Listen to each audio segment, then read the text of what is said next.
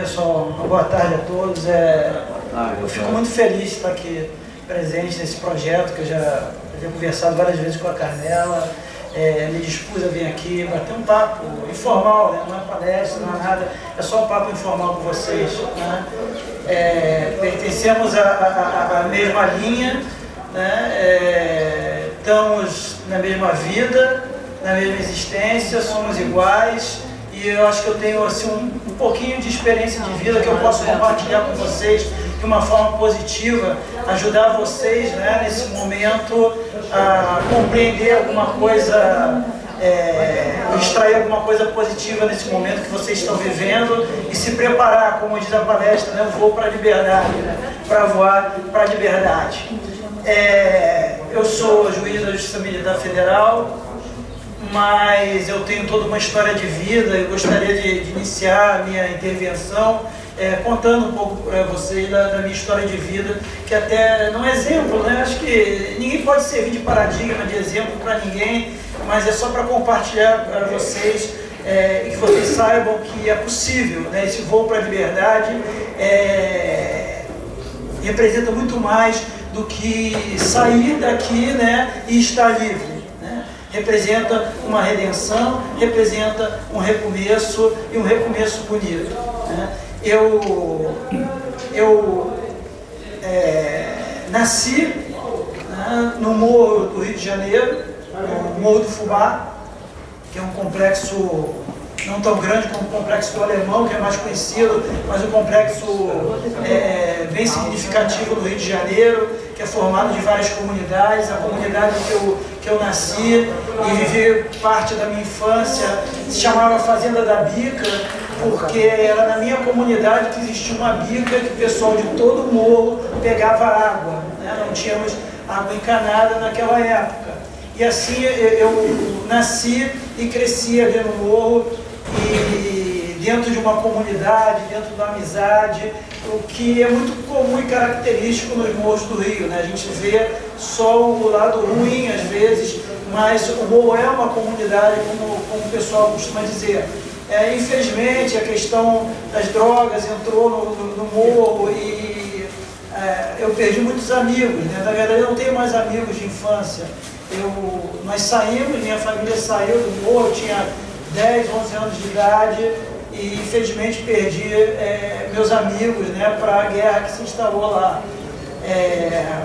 Então eu trago, né, da minha infância, da minha juventude, muita luta e muitos sonhos também, e sonhos que foram possíveis de concretizar, né? Eu ainda adolescente, eu me via, né, nós havíamos saído da comunidade, mas a gente ainda passava por muitas dificuldades financeiras na minha casa, e nós resolvemos, eu resolvi que eu precisava trabalhar, ganhar meu dinheiro, e naquela época, né, eu adolescente, o caminho era ser militar, né?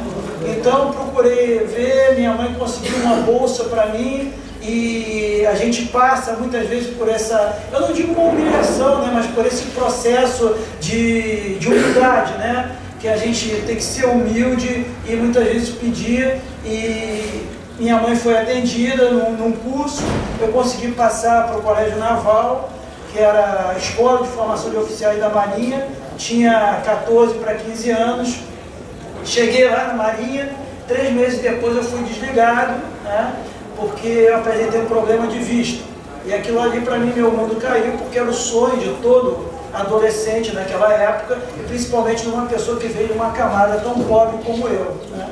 Mas eu não esmoreci, em seguida fiz concurso para a Escola de Sargento da Aeronáutica, entrei com 16 anos, com 18 anos me formei em Sargento da Aeronáutica e fui para Belém do Pará e comecei minha vida. Fiz faculdade de Direito, fiz concurso para oficial do Exército, do quadro de Direito, cheguei a capitão do Exército, em 2006 fiz concurso para juiz da Justiça Militar Federal, passei e escolhi o Rio Grande do Sul para essa primeira etapa da minha vida como magistrado. Estou há 8 anos em Bagé, lá na fronteira, e já transferido, né, aguardando meus bichos chegar para ir para Campo Grande, no Mato Grosso do Sul. Então, foi uma síntese da minha vida, mas uma síntese onde a gente não foi tão fácil assim, né? né? E ninguém disse que seria fácil para ninguém, né? Eu tive que abrir mão de muita coisa, tive que abrir mão da minha adolescência, da minha juventude, coisas que eram boas para o jovem adolescente, para atingir um objetivo, né? Então, lá no momento, eu me lembro, quando eu tinha 12, 13 anos de idade, 14, eu assisti um comercial na televisão de um carro, era um Opala, né? Que era um grande carro na época, em que o camarada parava e saía uma mulher linda de dentro do carro, e o camarada com um terno bonito, tal, aí vinha um vento trazendo um monte de folhas, e eu pensei naquele tempo comigo, né? Eu jamais vou conseguir, né, ter um carro desse, né, ter uma vida como esse camarada aí tem, né? Mas depois de tanto lutar na vida, né, a gente conseguir muita coisa, a gente verifica que aquilo não era importante, né? O importante não era ter uma mulher linda, né, bem vestida, estar bem vestida, e nem um carro do ano, né? O importante é a nossa liberdade interior, né? E é isso que eu quero abordar com vocês aqui muito rapidamente. O título da minha intervenção é Dignidade, Superação, Retenção, Voo para a Liberdade. Então, quando a gente fala em dignidade, eu acho que tem tudo a ver com o que vocês estão passando aqui, pode se questionar em muitos momentos, né? Será que eu tenho um tratamento digno enquanto ser humano que sou, né? Que se estou aqui, por que estou aqui, né? Quem sou eu? Por que estou aqui, né? Ou melhor, estou aonde e por que estou aqui? Então isso, né, faz parar e pensar no primeiro ponto, que é a dignidade, né? O que é a dignidade? Hoje em dia todo mundo sabe, né? A Constituição adotou o princípio, né, da primazia da dignidade da pessoa humana. Quer dizer que todos nós temos o direito, independente de cor, credo, religião, condição financeira, de situação, se eu estou dentro ou fora do estabelecimento carcerário, se eu sou policial, se eu sou detento, se eu sou juiz, todos nós temos esse mesmo direito de ser tratados pelo Estado e pelas pessoas que convivemos com essa dignidade, que é esse respeito à condição humana, esse respeito extremo à condição humana. Isso vem da Segunda Guerra Mundial, né? Onde nós podemos, e todos sabem pela história, né, o que os nazistas fizeram e o que as pessoas que foram vítimas sofreram e padeceram ali, né? Então, é essa exigência que se faz do Estado, de cada um de nós, de tratar, né, nossos semelhantes com honradez, com respeito, né, a destinar a eles todo esse, vamos dizer, esse catálogo de direitos, de garantias e principalmente, né, o tratamento, para simplificar, com respeito e honradez. Mas aí eu chamo a atenção de vocês e faço uma provocação para vocês, né? Onde está a dignidade? A gente fala nessa dignidade da pessoa humana, mas eu quero falar de outra dignidade para vocês, uma muito maior, muito mais ampla. É a dignidade que nasce dentro de cada um de vocês. Sim, a dignidade individual, né? Porque a dignidade maior para nós não vem de dentro, não vem de fora, vem de dentro de nós, de como nós fazemos, de como nós nos sentimos nesse momento e de que tratativa nós queremos dar para a vida. Então nós temos aí 3 perguntas para fazer para vocês muito rapidamente, né? Quem eu sou? Onde eu estou? E por que eu estou aqui? Aqui, qualquer lugar. Fazemos essa pergunta para qualquer um, né? Qualquer pessoa, né? Primeiro, quem eu sou? Né? Quem sou eu? Né? Eu sou João José Amaral dos Santos. Sim, esse é o seu nome. Eu sou, hoje, um detento aqui do estabelecimento carcerário. Sim, ok, mas quem você é? Né? Para exprimir quem nós somos, nós temos que parar, né? Separar o João José, separar a condição atual, né? E mergulhar dentro de nós. Vamos caçar dentro de nós, desde que a gente era criança, o que nós passamos, os nossos sofrimentos, as nossas alegrias, ainda que tenham sido poucas. Né? Quem nós amamos de verdade, né? O que é importante verdadeiramente para a nossa vida. Verdadeiramente. Não aquele Opala 0 km reluzente, nem a mulher alta e linda, e nem o terno muito elegante. Não isso. Isso pode ter uma importância acessória. Mas o que realmente é importante para cada um de nós. Né? Muito bem. Por que isso acaba sendo muito relevante na hora da gente responder essa pergunta, quem sou eu? E na hora de extrair essa questão da dignidade. Né?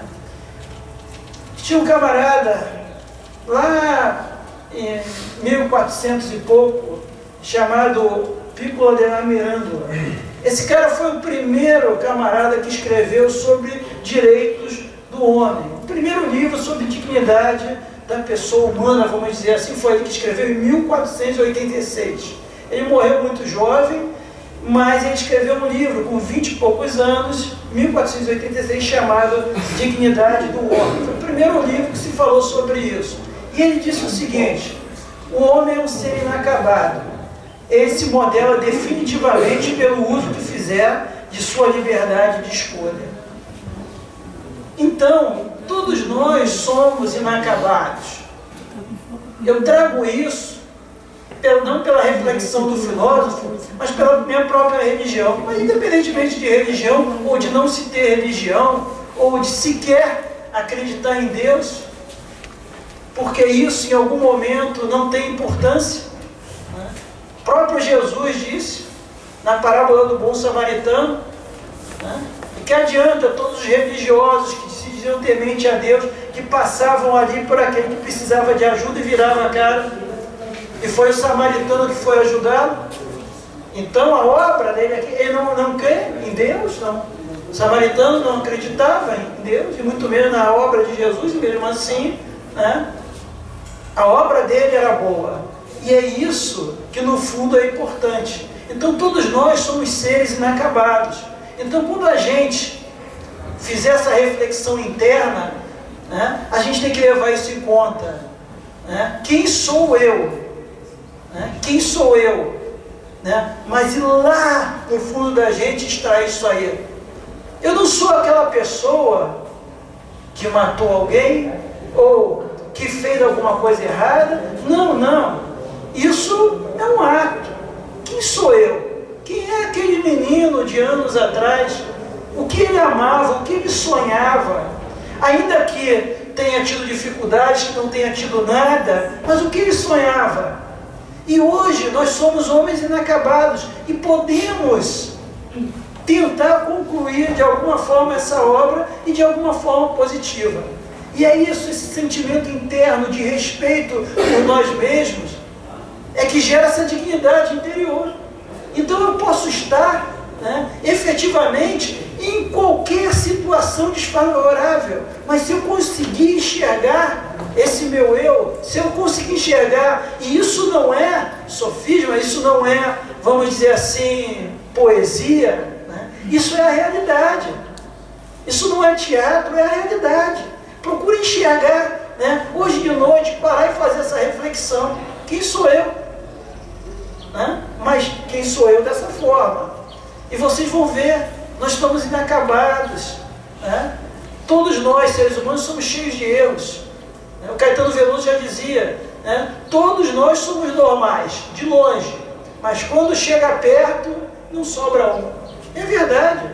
Todos nós temos nossos defeitos, todos nós temos nossos desvios, as nossas coisas secretas, né? Que nós não ousamos revelar para ninguém. Isso é da essência do ser humano. E a gente tem que alcançar e entender isso. E daí extrair esse respeito a nós mesmos. Essa questão de respeito é muito interessante, porque foi o grande pacificador Mahatma Gandhi que disse que a dignidade pessoal e honra não podem ser protegidas por outros, devem ser zeladas pelo indivíduo em particular. Então, pouco importa, né? A questão da dignidade humana, pouco importa, não, importa muito, né? Mas a primeira, né, que vem é a nossa dignidade interior, que tem que ser zelada por nós mesmos. O respeito a gente, o respeito ao nosso corpo, o respeito aos nossos sonhos, né? E mais uma vez eu falei, o que é importante não é aquele Opala lindo e reluzente que eu vi há anos atrás, a mulher maravilhosa e bem vestida, e nem tampouco o terno super elegante e caro. O importante é isso que vem da gente e que faz a gente alcançar, né, a felicidade. Vocês nunca, em algum momento, né, mesmo que tenha sido um só, né, não pararam, às vezes diante de um nada, às vezes diante de uma coisa muito singela, e não foram tomados por uma, naquele momento, nem que tenha sido uma vez só, por uma felicidade extrema. Quem tem filho, às vezes olhando o filho pequeno brincando, né, e aquilo sobe, né, e nos dá um prazer tão grande que a gente não tem vontade que o tempo avance. E coisas tão singelas, né, tão poucas, vamos dizer assim, né, para quem enxerga de fora e para nós tão importante. Então essa questão da dignidade, né, é buscar a questão do autorrespeito dentro de nós, né, é dizer o seguinte, enxergar o seguinte: se em algum momento eu errei na vida, e o erro é inerente a todo ser humano, né, eu sou uma pessoa inacabada, como todo ser humano, e eu vou acabar essa obra, ou tentar acabar, que nós estamos sempre, né, nos renovando. E aí a gente busca, nesse momento, quando gera essa consciência, o que a gente chama da dignidade interior. Nesse ponto, né, grandes pessoas, né, grandes personalidades falaram sobre esse tema. O Abraham Lincoln, que é considerado um dos grandes ou o maior presidente dos Estados Unidos, ele falou sobre a dignidade pessoal, né, e o autorrespeito. Ele disse o seguinte: o autorrespeito é a raiz da disciplina. A noção de dignidade cresce com a habilidade de dizer não a si mesmo. Não a si mesmo, né? Então, quando a gente busca esse interior, né, esse nosso eu interior, essa dignidade interior, aí surge a questão sempre, né? Poxa, mas eu queria tanto aquele Opala reluzente, eu queria tanto aquele carro zero, eu queria tanto aquele bem material, aquela coisa palpável. Não, nesse momento eu estou me descobrindo, e antes de alçar voos maiores para buscar essas coisas de cunho material, eu tenho que buscar, né, a minha redenção dentro de mim, a minha dignidade, e perceber o que é mais valioso para mim primeiro, né? O que é mais valioso para mim, o que tem mais importância. Quando a gente está doente, por exemplo, muito doente, aí a gente faz geralmente uma reflexão e vê, né, mas as coisas que nos eram a priori importantes passam a não ser, né, e a gente passa a fazer uma grande avaliação. O filho, a esposa, uma noite bem dormida, uma cerveja com um amigo, uma cerveja com a esposa, um churrasquinho, um chimarrão, a boa conversa com os bons amigos. Então, é isso que a gente busca. Então, quando eu falo em dignidade, essa dignidade que a gente sente, que a gente busca dentro de nós, e que vocês podem efetivamente conseguir aqui, né, e assim preparar esse voo para a liberdade. Teve uma pessoa, um grande médico, neurologista, psiquiatra, psicanalista, chamado Viktor Frankl. Viktor Frankl era austríaco, né, e foi capturado pelos nazistas junto com a esposa e toda a sua família. Chegando no campo de concentração, eles foram separados. E ele passou até o final da guerra no campo de concentração, sem saber o que havia acontecido com a sua família, seus pais, sua esposa, e a cada momento ele buscou dentro dele, né, as forças necessárias, porque ele queria e tinha a crença que iria reencontrar em algum momento os familiares, as pessoas queridas dele.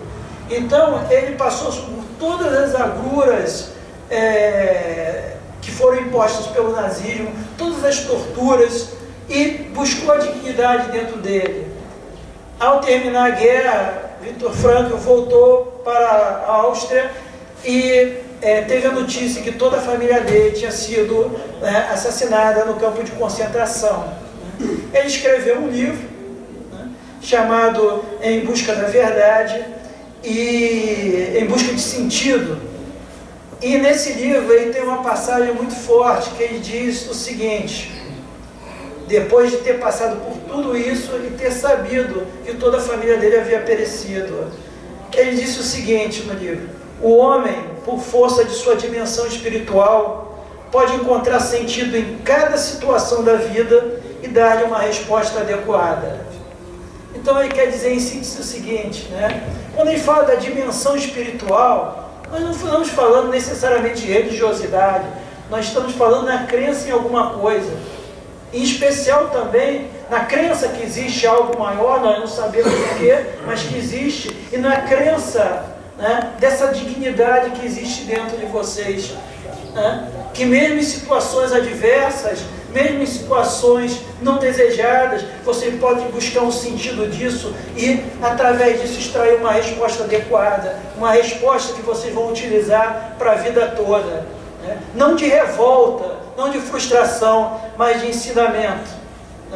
E só que esse ensinamento só vem e vai eliminar a revolta, a frustração, tudo isso, se vocês pararem, nem que seja um minuto, por uma noite, para buscar esse eu dentro de vocês. Aquele eu lá, vocês crianças ainda, mesmo que tenham sofrido, mas em algum momento, na singeleza da criança, na pureza da criança, o que vocês sonharam, o que vocês queriam, mesmo quando sofriam, o que sonhavam, o que queriam, e buscar aquele sentido positivo dentro de cada um. Isso é dignidade pessoal.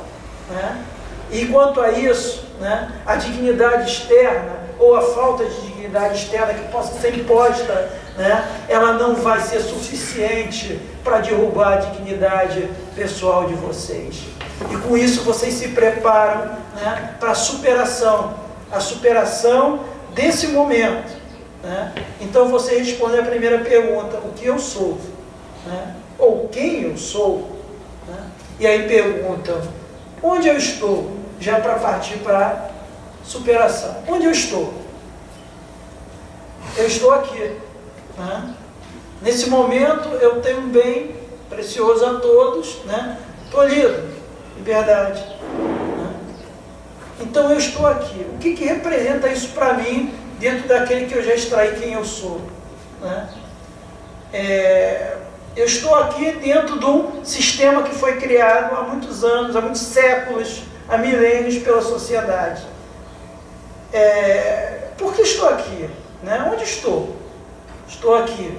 Essa é uma pergunta fácil de ser respondida.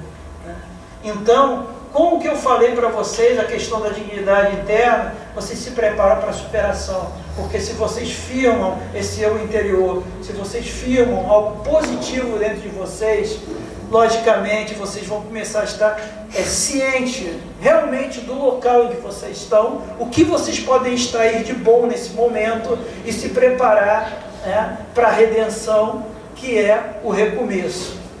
E aí vem uma questão muito interessante, que ontem, conversando depois de uma audiência com uma advogada minha amiga, surgiu essas frases e eu anotei, é o seguinte, diz o seguinte: o amor une, o ódio também une. Ligações de ódio são passageiras, as de amor são eternas. Amor e ódio unem também. Nós podemos nos unir por amor e nos podemos unir também por ódio. Isso aqui é horrível, eu não gosto daqui, eu não me sinto bem tratado, eu me sinto injustiçado, então vamos nos unir e fazer alguma coisa nesse momento agora. Então, união de ódio. O ódio une, mas o amor também une. Hoje nós estamos aqui dentro de um mesmo patamar que o somos. A questão religiosa, e eu não sou evangélico, eu sou espírita, mas mesmo que fosse ateu, nós somos todos irmãos. Isso é verdade, né? Isso é verdade, tá? O amor une, daqui saem coisas positivas, né? Mas da união de ódio não. Até porque a união de ódio é passageira. A do amor não, ela permanece sempre. E mais uma vez eu digo, não é poesia não. Não é poesia nem romantismo, né? Tem uma história muito interessante, né? Quando eu era oficial do Exército, eu tinha um colega que era muito inteligente, né?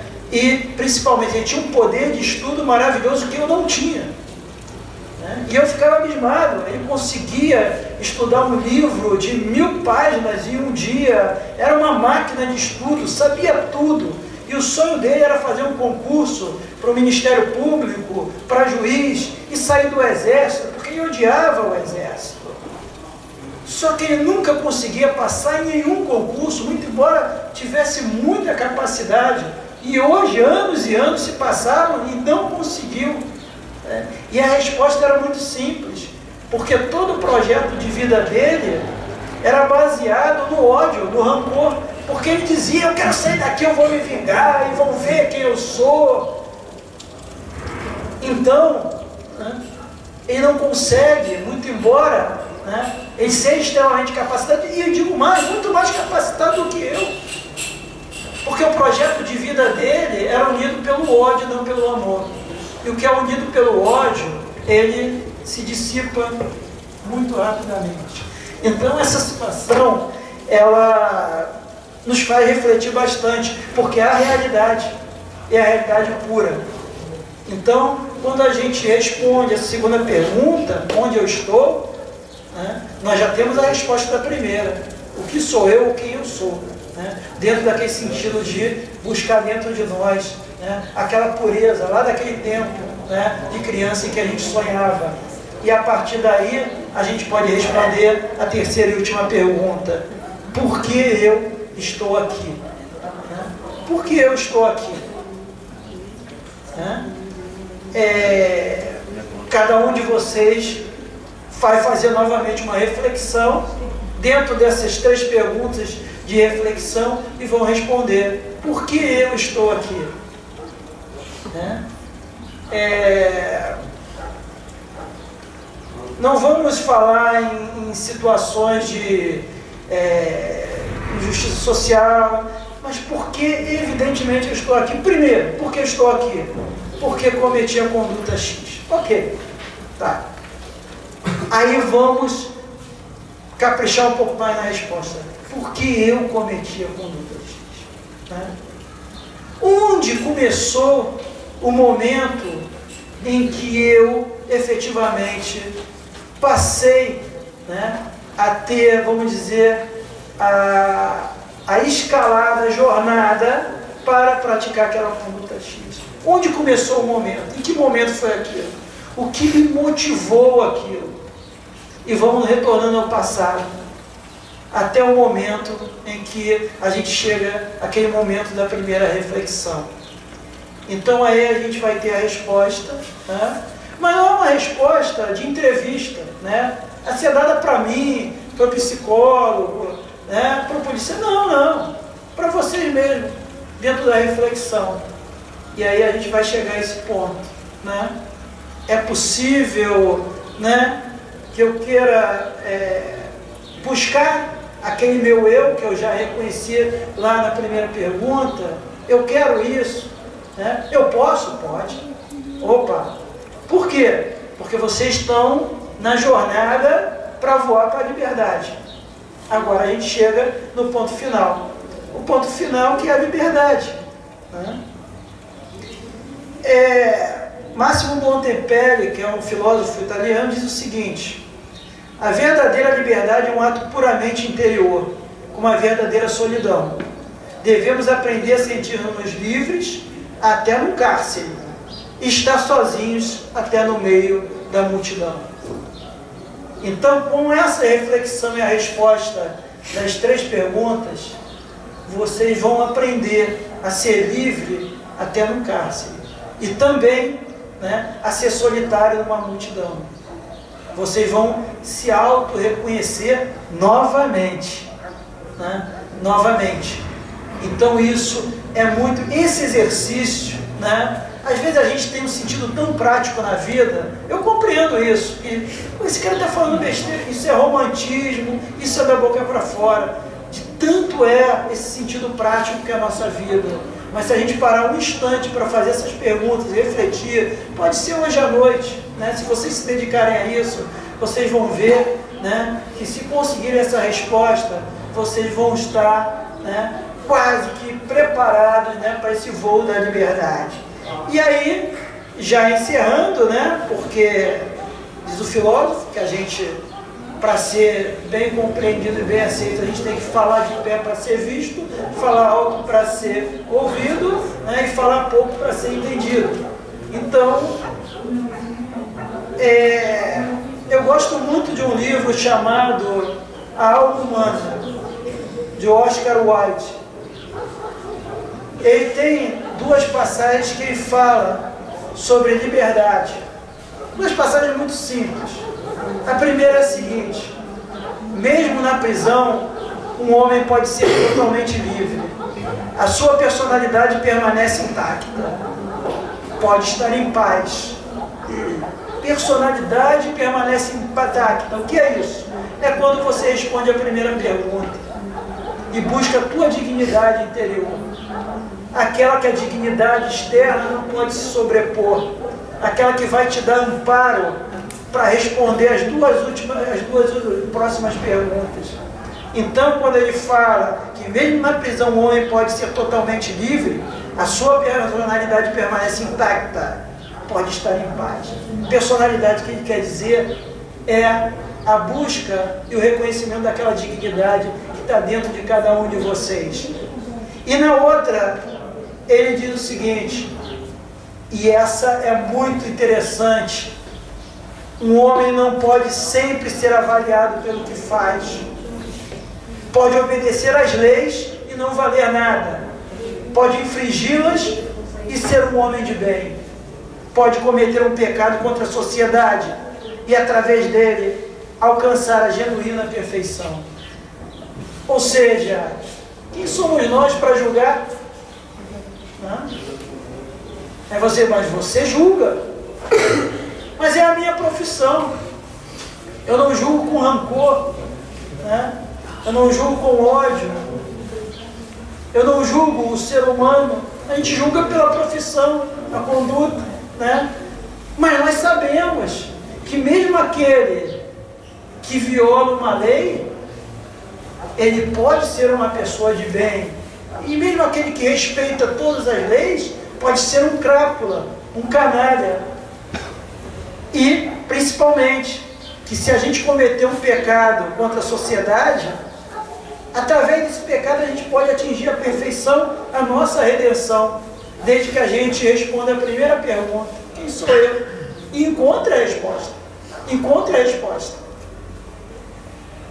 Então, eu gostaria aqui de encerrar, né, com duas frases, que é uma mensagem para vocês, que, vamos dizer, é uma síntese de tudo que nós falamos aqui, nesse breve bate-papo, né?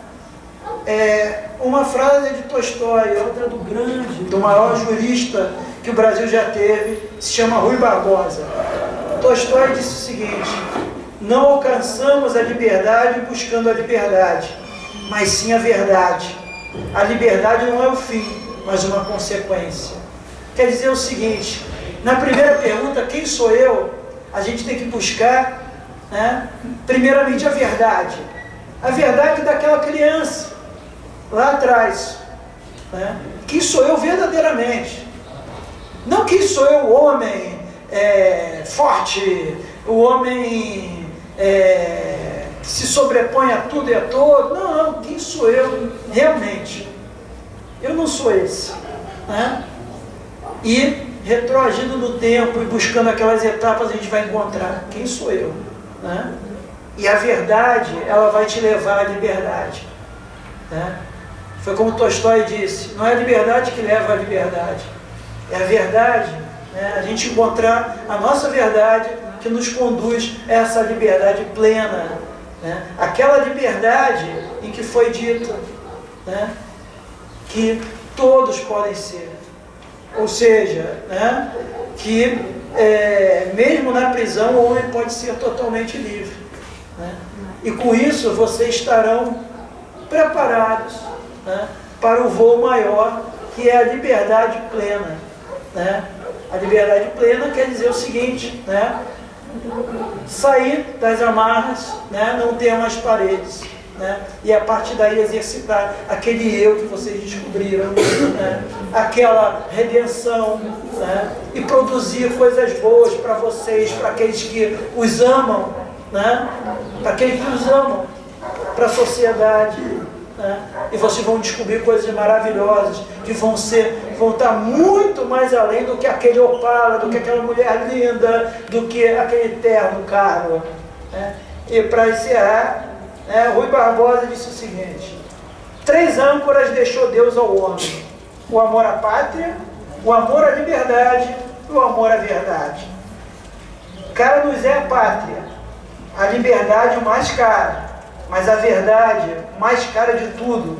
Damos a vida pela pátria, deixamos a pátria pela liberdade, mas a pátria e a liberdade renunciamos pela verdade, porque este é o mais santo de todos os amores.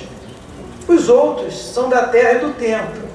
Este vem do céu e vai à eternidade. É a verdade de cada um de vocês. Né? A verdade que vocês vão encontrar respondendo a primeira pergunta: quem sou eu? Né? Quem são vocês? Né? Não, né? Mais uma vez eu insisto, não vocês dentro, né, do que aconteceu, do drama pessoal. Quem são vocês dentro da pureza da alma de cada um? Né? Somos todos irmãos, né? E eu desejo a vocês, do fundo do meu coração, toda a felicidade da vida, né? E que possamos nos encontrar em uma situação muito mais favorável, né? E saibam o seguinte, existem pessoas preocupadas sim com esse eu interior dentro de vocês. Pessoas como a Carmela, pessoas como o Tiago, pessoas como todos os voluntários que hoje vieram aqui, né, das suas casas, das suas cidades, tá, para deixar uma mensagem positiva para vocês. Seja através das palavras, da música, da arte, da gravura, enfim, né, de tudo isso que nós vemos aqui. E eu me sinto muito feliz e muito emocionado de estar aqui hoje com vocês. Tá? Muito obrigado por me receber, tá? E desejo a vocês toda a felicidade do mundo. Muito obrigado.